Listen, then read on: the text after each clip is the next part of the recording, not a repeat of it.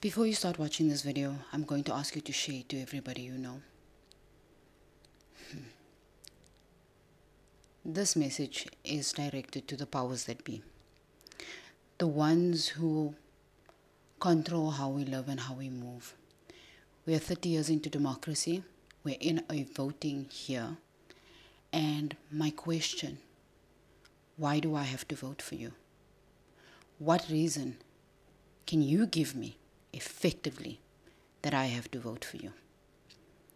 And this is why I ask this question.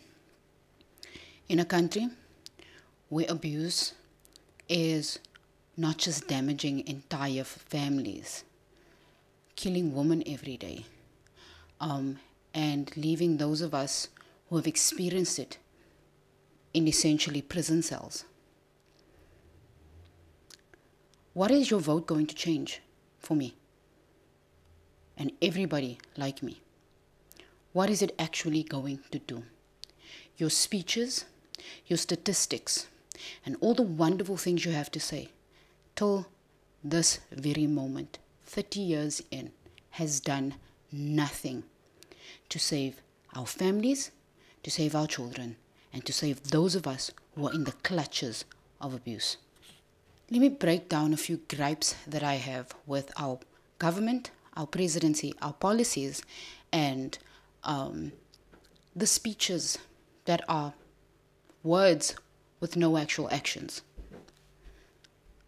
Why is it that abuse victims are further traumatized in the police stations and then in the court system?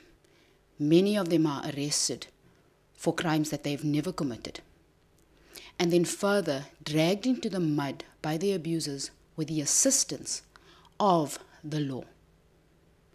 Explain to me why a law exists that is allowed to further abuse someone who has been through hell. The endless amount of women who are left without their children, left with nothing to start over with. And then still we have the audacity to stand on stages and give out numbers that is supposed to solve some sort of problem. We are funding projects that don't affect a fundamental issue that is foundational in our country. And I can tell you why this is happening. Because we don't want to look deeper into how broken the system actually is. Because there are abusers in government, there are abusers in high positions, and there are narcissistic people controlling what happens to us.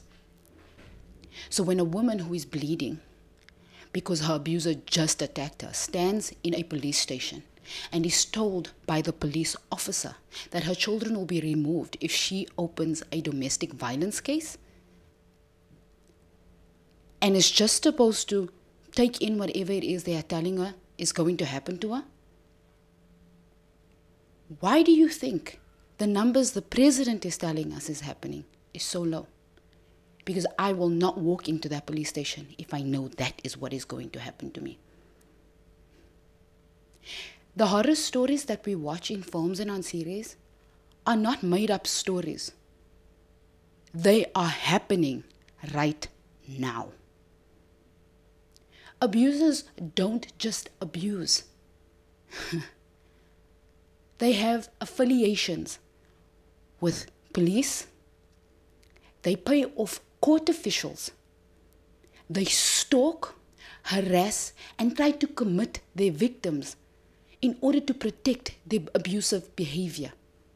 And yet, we have an audacious system who will stand up on a stage and tell us that these are the things that are happening in the gender-based violence space. Don't tell me something you've never experienced. Don't tell me something until you walked into that woman's house and see what it is she has to deal with every day, because you have no idea. Yes, I'm angry, I'm emotional. Call me an angry black woman. But until every single woman in this country can feel safe, you are not doing your job. I don't care what roads you're building. I don't care who you're servicing, what government officials you're speaking to abroad. I don't care where you're flying to. That fancy car and that fancy house and that stage and that suit you're wearing is not solving that woman's problem. Millions of lives are in your hands, and you can't tell me you've got so much to handle. You don't choose a job or a position of leadership unless you know what you're going to have to deal with. Those of us have to live this existence every single day. While you're toting your speeches on stages and pretending as though you actually care about what's happening to every single woman in this country who is afraid to walk on the side of the road because she doesn't even know what might happen to her the next moment. Your system is fundamentally broken because anybody and everybody is allowed to be part of the police force, the attorneys, a judge. Nobody is emotionally scanned, checked for abusive behavior in the system. How are we allowed to be represented by people who themselves are emotionally immature, who don't even understand that they themselves enable abusers? We can talk about families who enable abusers every single day, but the system is their fundamental enabler. The amount of fraud that is happening within the police and the court system, because abusers have control over it, leave victims out in the cold. So please explain to me why I need to vote for you. If you can't answer that question, then you really need to do some introspection, because I am angry like every other woman who's been through this is. And you know what? We are not allowed to have a voice because the system has given abusers permission to shut us up. We have court interdicts against victims so that they are not allowed to talk. How does that even make sense? Why do the abusers continually get control over every part of our lives?